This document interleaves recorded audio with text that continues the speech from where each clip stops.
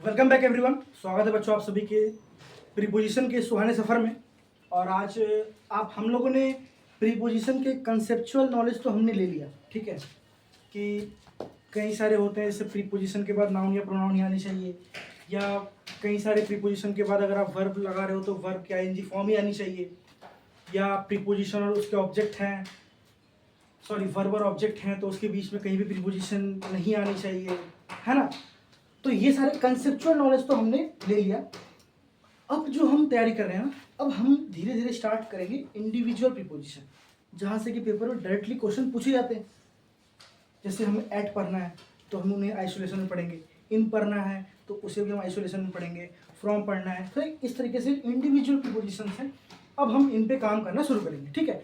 तो जिसमें से कि आज जो, और एक बात याद रखना, मैं ना हर एक टॉपिक को अलग अलग कराऊंगा, ठीक है। हालांकि आज तो मैं एट और ऑन एक ही साथ करवाता, लेकिन आज मेरे पास टाइम की पाबंदी होने के कारण आज मैं छोटा सा लेक्चर लूँगा बस ऐड का, और बाकी अगले दिन से फिर आपको इंडिविजुअल टॉपिक पे ही आपको मिलती जाएगी क्लासेस, ठीक है। आज थोड़ा सा मुझे जल्दी निकलना है इसलिए मैं जल्दी क्लासेस खत्म करूँगा, ठीक है। चलो आज जो हमारा टॉपिक है ना बच्चों वो है ऐड का। तो ऐड दरअसल हम यूज़ कहाँ करते हैं, है ना। सवाल आता है कि ऐड हम यूज़ करते कहाँ हैं, किनके पहले ऐड लगाएंगे। तो बच्चों ऐड जो है ना आप किसी भी टारगेट के पहले लगाएंगे। टारगेट यानी कि आपने मुझे बॉल फेंक के मारा, तो आपने बॉल फेंका, उस बॉल का मैं क्या बन गया टारगेट। आपने किसी गन से किसी को शूट करा, तो उस गन का टारगेट कौन बन गया, जिसको आपने शूट करा, ठीक है। यानी कि किसी चीज़ को टारगेट करने के पहले हम अगर करते हैं तो हम ऐड का यूज़ करते हैं। इसी तरीके से जैसे साउट है, ठीक है। अब मैं किसी पे चिल्ला रहा हूँ, तो मैं किसी के ऊपर चिल्ला रहा हूँ तो किसके ऊपर चिल्ला, किसी ने किसी के ऊपर तो चिल्ला रहा हूँ, ठीक है। इस तरीके से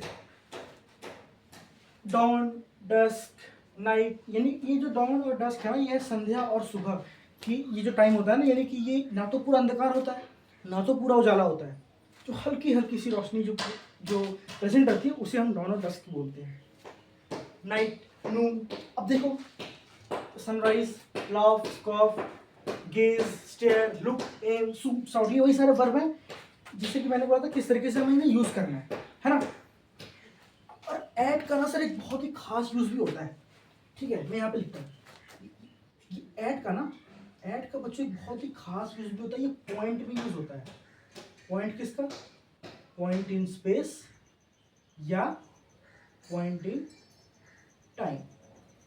अब पॉइंट इन टाइम कहने का मतलब क्या है सर, पॉइंट इन टाइम कहने का मतलब ये हो रहा हमारा, आप देखो यहाँ पे जैसे कहा गया नून, ठीक 12 बजे, ठीक 12 बजे, ये क्या पॉइंट इन टाइम है।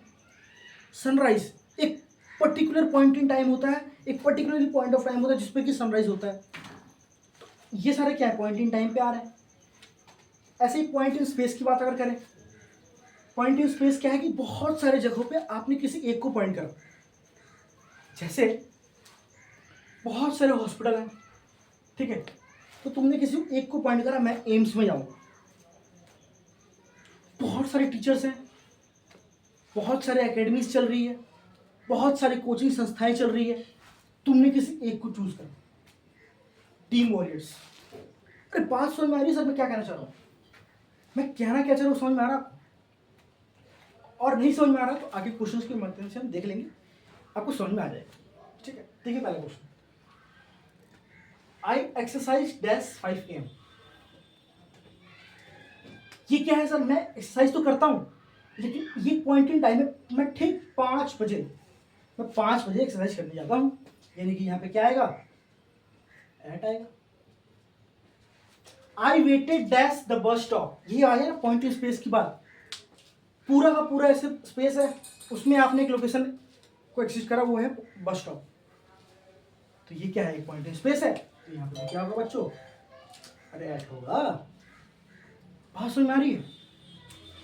और इसी तरीके से ही receive the mail dash this address. अब क्या है कि बहुत सारे स्पेस पे होंगे, बहुत सारे जगह होंगे जिसपे कि आपने एक पर्टिकुलर जगह दिस एड्रेस, आप इस एड्रेस पे जो मेल रिसीव होगी, यानी यहाँ पे भी क्या आएगा, एट आएगा। The manager shouted dash the waiter angrily, आ गया क्वेश्चन, पेपर का क्वेश्चन है ये। The manager shouted dash the waiter angrily, अब इसने साउट करा, चिल्लाया, तो ये इसका टारगेट कौन बना, किस पे चिल्लाया, बिल्कुल सही बोला आपने, वेटर पे चिल्लाया, यानी ये क्या बन गया, इसका टारगेट बन गया। और अगर टारगेट बन गया तो इसके पहले क्या आएगा बच्चों, अरे ऐट आएगा। तो ये तो थी, हमें ऐट को हमने इंडिविजुअली पूरे आइसोलेशन में पढ़ा कि ऐट कहाँ पे यूज होते हैं, किस तरीके से इन्हें यूज करना है, और क्वेश्चन में किस तरीके से क्वेश्चन पूछे जाते हैं। और अगले जो टॉपिक करूंगा उनमें मैं पढ़ाऊंगा ऑन, उसके बाद इन, फिर फ्रॉम, इस तरीके से मैं सारे इंडिविजुअल प्रीपोजिशन को खत्म कर दूंगा। तो आज का लेक्चर यहीं पे समाप्त होता है बच्चों। Thank you so much and जय हिंद।